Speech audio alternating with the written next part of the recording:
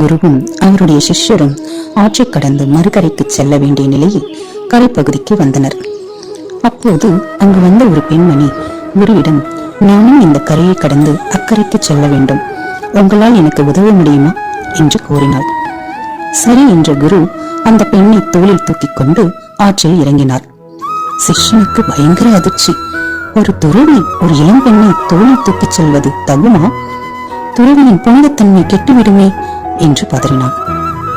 மறுகரை வந்ததும் குரு அந்த பெண்ணை இறக்கிவிட்டு விட்டார். சிஷ்யனுக்கோ மனதில் பெரும் குழப்பம். குருவிடம் எப்படி கேட்பது என்று புரியாமல் மனதில் இதை பற்றி அலசியபடி வந்து கொண்டிருந்தான். நீண்ட தூரம் சென்ற பின் மரத்தடி ஒன்றில் இருவரும் ஓய்வெடுக்க அமர்ந்தனர்.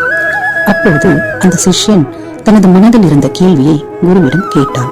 நான் அந்த பெண்ணை ஆற்றங்கரையிலேயே இறக்கிவிட்டு விட்டேன், நீ இன்னும் இறக்கி வைக்காமல் இருப்பது